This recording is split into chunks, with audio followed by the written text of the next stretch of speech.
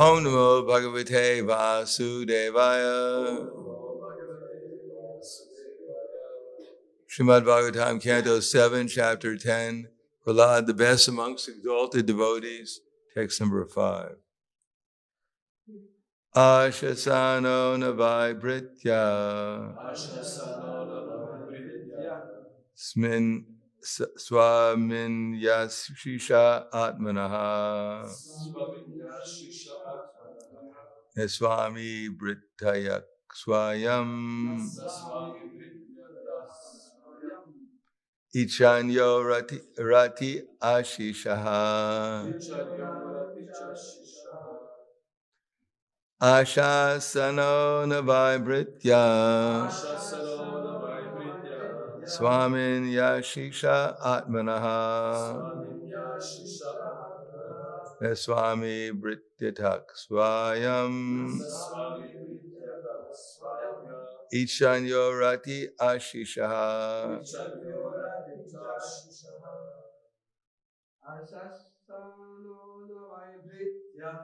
Sachino Vaibritya. Swaminya Shisha Atmanaha. Swaminya Shisha Atmanaha. Naswami Vrityata Swayam. Naswami Vrityata Swayam. Ichanyo Raticha Shisha. Ichanyo Raticha Shisha. Ashasano Vaibritya. Swaminya Shisha Atmanaha. Swaminya Shisha Atmanaha. Swami Vrityata Swayam.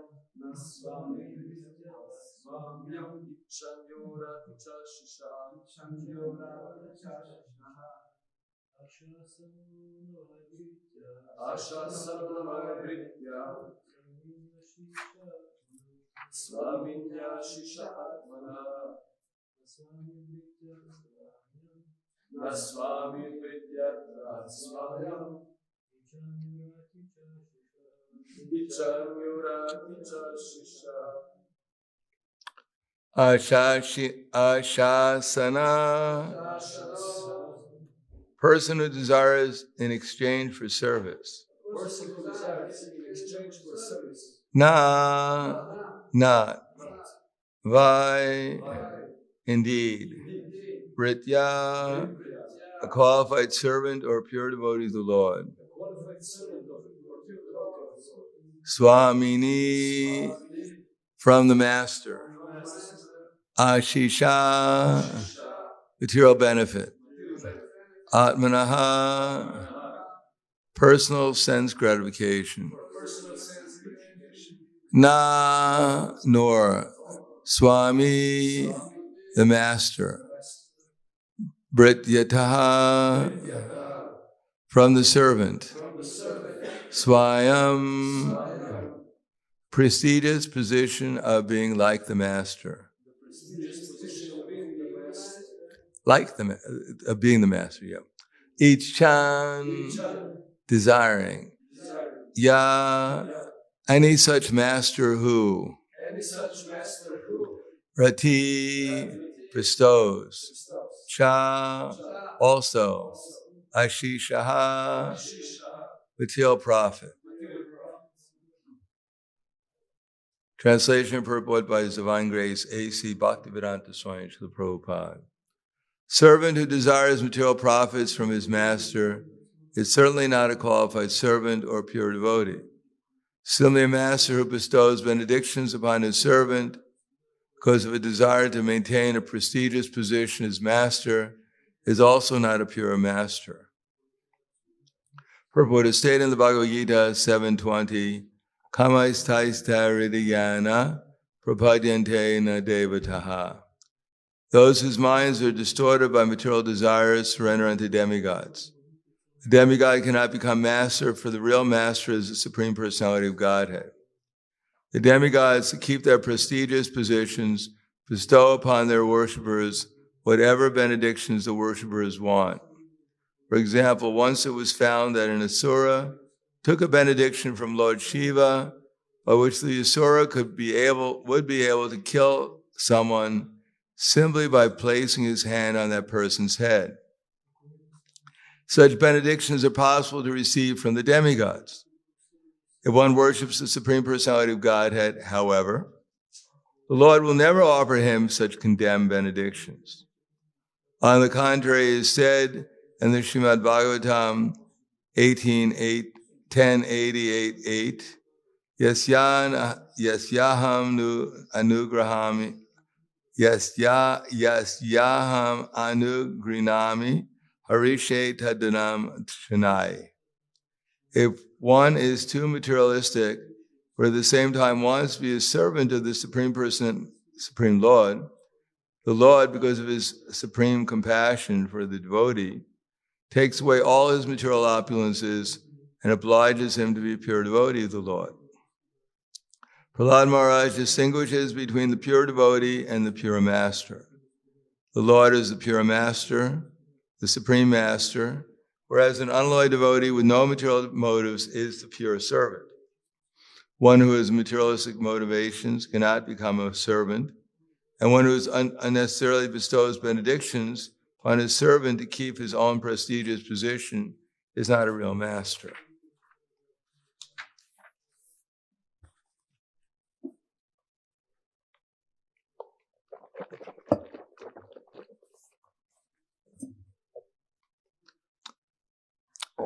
A servant who desires material profits from his master is certainly not qualified servant or a pure devotee. Similarly, a master who bestows benedictions upon his servant because of his desire to maintain a prestigious position as master is also not a pure master. Namo Vishnu Padaya Krishna Prasthaya Bhutaya Srimate Bhaktivedanta Swami Namane Namaste Saraswatam Deve Gauravani Pacharane Nirvishesha Srinivadi Paskyadyade Satarane. In the material world, everyone is motivated or governed or directed by material desire. And because one is directed by material desire, one does things which are not necessarily appropriate for one's position.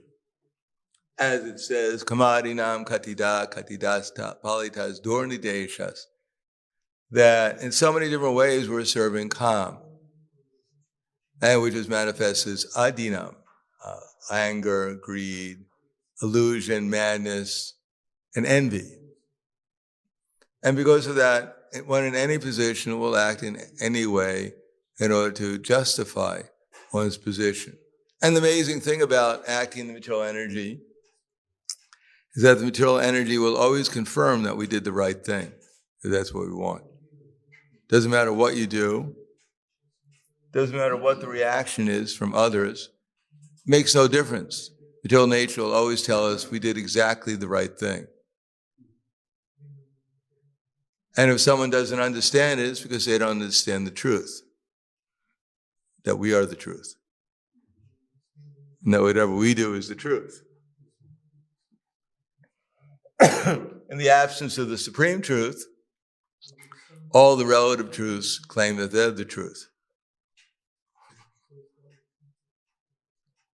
In the absence of Krishna, everyone becomes eligible to be God. Therefore, the material world has been created so that Krishna is not here. He may be here, but for the people here in the material world, he's not here, supposedly. And on that basis, we have so many relationships, which are all based upon illusion. Some is just like in the material world, they're always talking about love. Love. But actually, there is no love in the material world. Now, to say that will be very unpopular, because I just said it, so I guess. So what is all this love about? So according to Shukadeva Goswami, people are asking hundreds of millions of questions. Shotavyadishu Rajanja Srinam Shanti Sahasrashaha Apashatam Atmatatvam Griheshu Grihan Mehina. People have hundreds and thousands of questions they're asking. So what is it about? Is it about Krishna? Is it about how to develop Krishna prema? How to become a pure devotee? How to control your mind and senses so you can come to the platform of pure devotional service? No, the questions are nidraya hridaya vyaktam, vavayena chavavayam, divya chart tehara rajan, katumba bharanenava.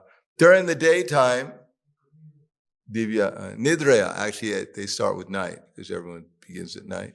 Nidraya riyate naktam. At night, people are sleeping. At least they used to sleep at night. Now night is when they wake up. And when the sun comes up, they go to sleep. And what else? Vavavayana chavavayam. If they're somehow or another fortunate by good karma, they can have sex life at night. Then they consider that the pinnacle of success. And in order to maintain that position, that divya charteya rajan katumba bharanenava. So during the daytime, they're making money. And then someone else is going, their wife or someone is spending it for them. But what is it all about? Is it love and higher consciousness? And no, deha patya kalatradishu atma sanyeshva sasupi tesham pramato nidanam pashyana pina pashyati. It's simply for survival, that's all. People are just trying to survive. They're serving their worshipful deity, their dead material body, which they think is alive. And therefore their whole attempt is just to keep this dead body alive. How can you keep a dead body alive? It's not possible, because it was never alive in the first place. So if it's dead, you can't bring something alive that's dead. If they could do that after the soul left the body, then the scientists probably said they could put the magical chemical into the body, and the body would become alive. The body doesn't need you. The body can become alive, but they can't make a dead body alive, because it's dead. It was always dead. But because we're worshipers of dead bodies, we're idol worshipers. Actually, except for the devotees, everyone else is an idol worshiper. They're worshiping a dead body. Same thing as if you worship, when in America they have what's called a totem pole. You know what a totem pole is? So that's where we're on the same level as the totem pole worshiper.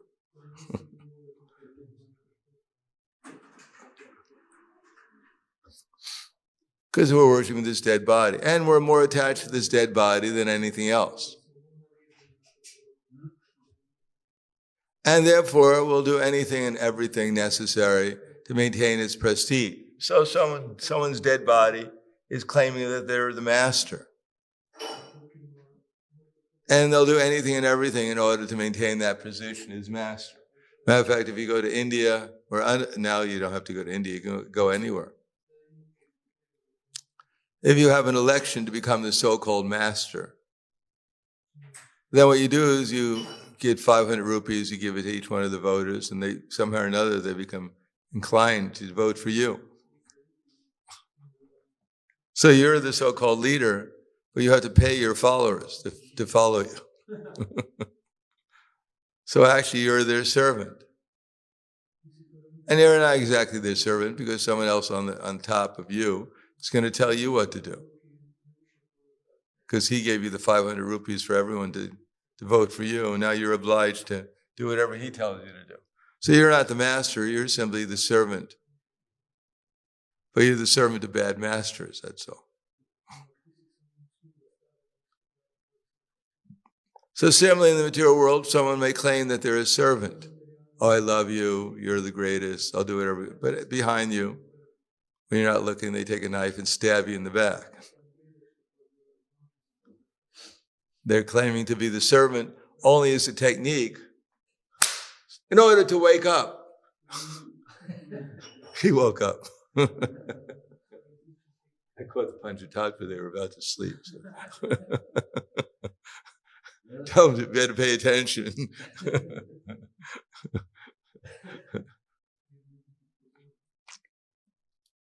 No, someone is claiming, I love you, I love you, I love you.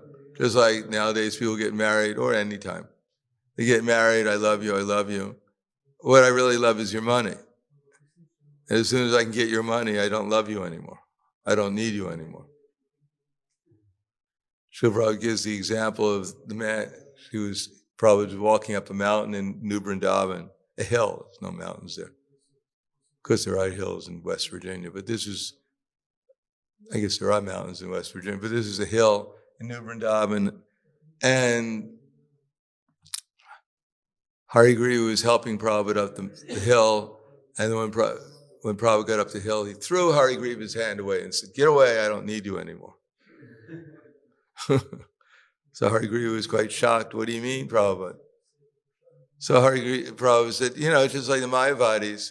They take shelter of the deity, they take shelter of the deity, and then finally they become the deity and they throw the deity away. They don't need the deity anymore. So this is so-called service. Everyone is actually envious, claiming that they're the servant, but actually they're simply doing it to take the position of the master eventually. Throughout the history, Hussein Shah, he was the servant of the previous Shah. He was simply a servant boy. As we know, he was actually a servant of Subudhi Roy. And one day, Subudhi Roy, he did something naughty. Hussein Shah and Subudhi Roy hit him on the back with a whip, and he left a mark there. Later on, he became a servant of the Nawab. And then he assassinated this Nawab, and he became the master. Such as you got to watch out for your servants, especially. So he was a so-called servant, but he wanted to, actually his whole idea was to become the master. For Prabhupada, when he went to Tokyo, Dainapan, who was going to print Prabhupada's books.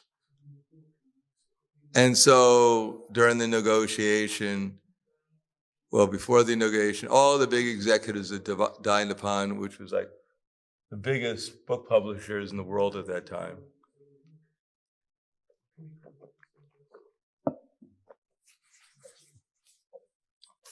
they all walked in one after another and put their cards down. With the head honcho, the head executive of Dainapan, put his card down first, and all the subsequent executives put their cards down. And finally, the last card was put down. So after the meeting was over, the negotiation was finished, all the big executives got up and left, except for one assistant was there to help Prabhupada and the devotees. So Prabhupada asked him, he said, "What is your ambition in life?" So the man his card was on the bottom, so he took his card from the bottom and he put it on the top. That was his ambition. That was going to be his final goal in life. He was going to die with his card on top.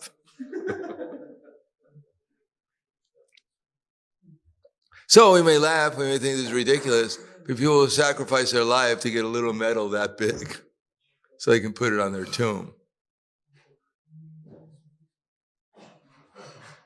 So this is called false prestige. It has nothing valuable in terms of one's own real benefit. It's just some concoction that I'm getting ahead. But that's what the whole material world is about. That now I'm simply an ant. I've got to work my way up again. And now I'm Brahma, I'm the top. I'll never fall down. And the next moment you're an ant again. It's the story of Sisyphus. You've heard the story of Sisyphus? He was cursed, had a big boulder. He was put into a hole with a big boulder.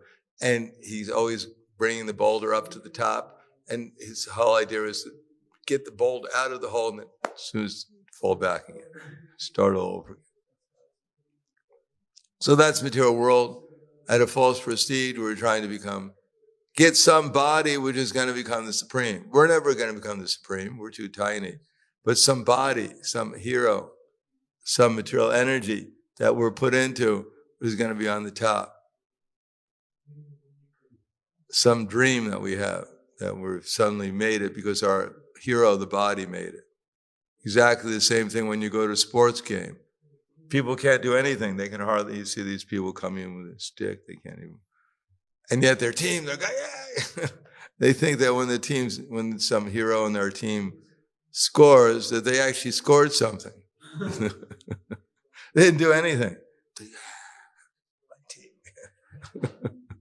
They didn't do anything. They're useless. They can't even walk. And yet they want to take credit because somehow or another they encourage their hero to score. So in the same way, we're in these material bodies and we're imagining that we're somehow or another the hero, or we're making some progress, but actually it has nothing to do with us. It's all being arranged by Krishna through either his spiritual or his material energy. But when one takes shelter of Krishna sincerely, because there are, as we heard yesterday, there are 4 kinds of pious people who take shelter of Krishna, but they don't really care very much about Krishna. They don't even know Krishna, nor do they want to know Krishna, spoil their material life knowing Krishna. But they take shelter of Krishna because Krishna promises that he'll reciprocate and give them what they want. Well, what do they want? They want somehow or another themselves to be the center of attention up to Brahman, or they want their material bodies to somehow or another get the attention, but not Krishna. And therefore Krishna has nothing to do with them, really. He has something to do with them. He reciprocates with them accordingly, but it's not devotional service, pure devotional service. Maybe a kind of elevation which Krishna has arranged, so eventually one may wake up and come to one's senses that I'm wasting my time trying to become materially elevated. Instead, one should try to do things to please Krishna, and in any condition, that will be a success. Whether the sukha dukkhe same kritva lava lavo jaya jayo to tell you dayu jasva naivam papam avapsase. Do they fight for the sake of fighting without considering happiness and distress, honor and dishonor, heat and cold? And by doing so, you'll never come, of course, the whole thing is always ever getting entangled, but do they fight for the sake of fighting without considering happiness and distress, heat and cold, honor, dishonor, and by doing so, you'll never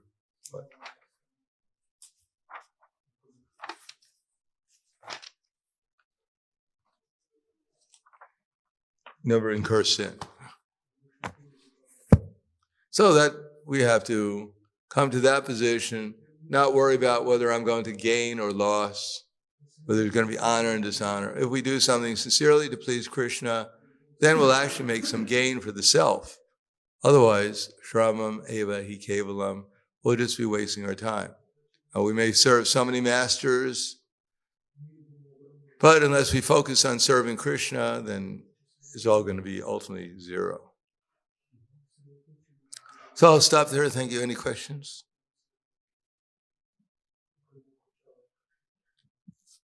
Interesting thing is that Krishna usually, we're always expecting, the more sincere we become a servant of Krishna, the more we expect him to immediately respond. As if, Krishna, I got a few extra credits, so you must come and do what I want now. But Krishna is more unlikely to respond the more we think that he should respond. He doesn't want us to cultivate the attitude that he must reciprocate. Otherwise, there's no question of developing any real love for Krishna, any surrender. Even the spiritual world, you go there, sometimes Krishna reciprocates, apparently, and sometimes he doesn't. He'll leave the gopis themselves during the rasa dance. So what is our position? We have an arasa dance. Why would Krishna? And we're surprised, Krishna, you're leaving my arasa dance. Krishna will even leave the rasa dance in order to cultivate the right attitude in his devotees. Even the devotees Srimati Radharani is trained up by Lalita and others to reject Krishna at times. So the Krishna develops the right attitude. So everyone is supposed to develop, everything is arranged to develop the right attitude, even the spiritual world. So I'll stop there. Any questions, comments?